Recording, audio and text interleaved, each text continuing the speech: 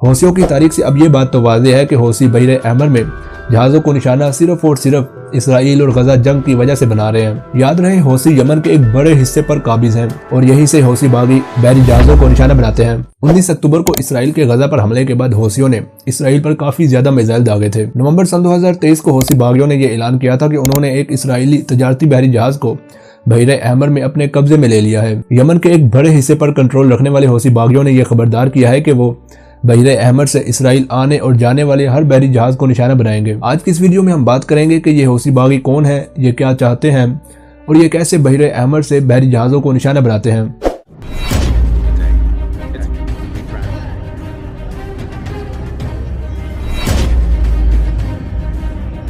हौसी एक बागी गिरोह है जिसका ताल्लुक यमन की अकलियत ज़ैदी शिया फिरके से है। ये गिरोह 1990 की दहाई में तश्कील पाया था और इनका मकसद उस वक्त के यमन के सदर अली अब्दुल्ला सालेह की करप्शन का मुकाबला करना था। इन्होंने अपना नाम इस तहरीक के बानी हसन अल हौसी के नाम से लिया है। हौसी बागी अपने आप को अंसारुल्लाह भी कहते हैं। साल सन 2003 में इराक पर अमरीकी हमले के बाद हौसी बागियों ने अल्लाहु अकबर, मर्ग बर अमरीका, मर्ग बर इसराइल, यहूदियों पर लानत और इस्लाम की फतह जैसे नारे लगाना शुरू किए। हौसियों ने ऐलान किया कि वो हमास और हिजबुल्लाह के साथ ईरान की निगरानी में अमरीका, इसराइल और मगरिब के खिलाफ हर उस कुव्वत के साथ हैं जो इनके खिलाफ लड़ रही है। हौसियों की तारीख से अब ये बात तो वाज़ेह है कि हौसी बहर अहमर में जहाज़ों को निशाना सिर्फ और सिर्फ इसराइल और गजा जंग की वजह से बना रहे हैं। याद रहे, हौसी यमन के एक बड़े हिस्से पर काबिज हैं। साल सन 2014 के आगाज में हौसी बागियों को एक बड़ी सियासी हमायत तब हासिल हुई जब हौसी बागी अली अब्दुल्ला सालेह के बाद यमन के नए बनने वाले सदर मंसूर हादी के खिलाफ खड़े हुए थे। हौसी बागियों ने अपने पुराने दुश्मन अली अब्दुल्ला सालेह के साथ मुआहिदा कर लिया था और अब हौसी बागी अली अब्दुल्ला सालेह को दोबारा इक्तदार में लाना चाहते थे। हौसी बागियों ने साल सन 2015 के आगाज में यमन के शुमाली सूबे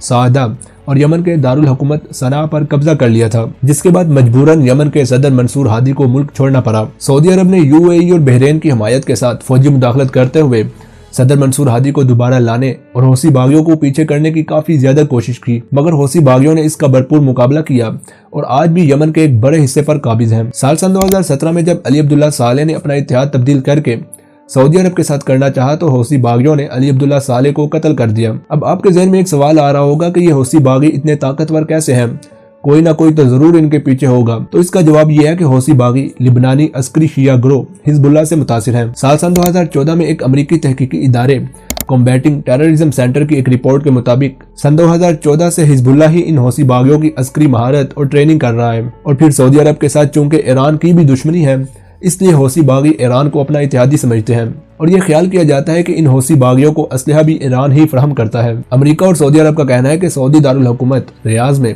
हौसी बागियों की तरफ से दागे गए बैलिस्टिक मिसाइल्स भी ईरान ने ही फराहम किए थे। इसके अलावा सऊदी अरब ने यह भी इल्जाम लगाया है कि साल सन 2019 में हौसी बागियों ने जिन क्रूज मिसाइलों और ड्रोन्स की मदद से सऊदी तेल तंसीबात को निशाना बनाया था, वो भी ईरान ने ही फराहम किए थे। माजी में हौसी बागियों ने लंबे फासले तक मारे जाने वाले मिसाइलों की मदद से न सिर्फ सऊदी अरब बल्कि यूएई को भी निशाना बनाया है। आजकल यमन की सरकारी हुकूमत सदारती रहनुमाई कौंसिल है। साबिक सदर मंसूर हादी ने अप्रैल सन 2022 में इक्तदार इस कौंसिल के हवाले किया था और ये कौंसिल सऊदी अरब के दारुल हुकूमत रियाज में वाक़ है, मगर यमन की ज्यादातर आबादी उन इलाकों में रहती है जहाँ पर हौसी बागियों का कंट्रोल है।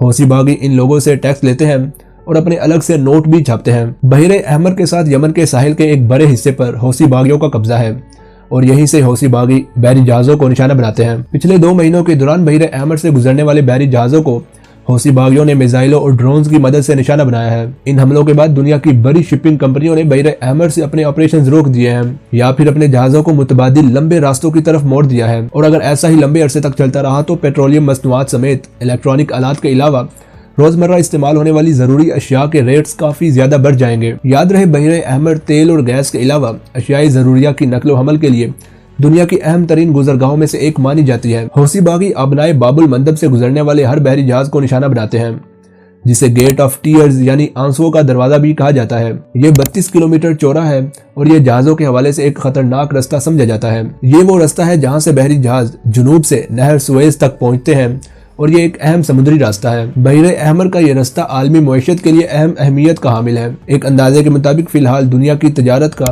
12% हिस्सा बहरे अहमर के शुमाली सिरे पर मौजूद नहर सुएज से गुजरता है। इसके अलावा यहाँ से गुजरने वाले सामान्य तजारत में दुनिया के 30% कंटेनर्स भी शामिल होते हैं। तो ये थी आज की वीडियो जिसमें मैंने आपको हौसी बागियों के हवाले से बताया ये कौन है, ये क्या चाहते हैं, ये कितने ताकतवर हैं और ये क्यों और कैसे बहरे अहमर से जहाजों को निशाना बना रहे हैं। आप किस टॉपिक पर वीडियो देखना चाहते हैं मुझे कमेंट सेक्शन में लाजमी बताइए। मज़ीद ऐसी वीडियोस देखने के लिए मेरे चैनल को सब्सक्राइब करके साथ लगे घंटी को प्रेस कर दें ताकि आने वाली हर वीडियो का नोटिफिकेशन आपको मिल सके। अभी के लिए इतना ही, मिलते हैं अगली वीडियो में।